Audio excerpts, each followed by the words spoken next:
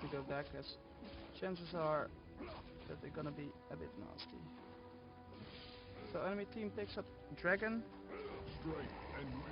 Haven't been playing that well in controlling the enemy team. So I could have definitely played better there. However, we're still a bit ahead. Not too much. The enemy has definitely played very well in trying to recover his play. And I just noticed that our support needs a bit of help.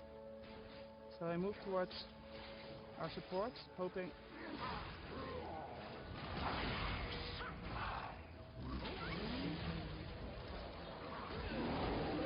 we can trade. So I can make a call to retreat. Oh,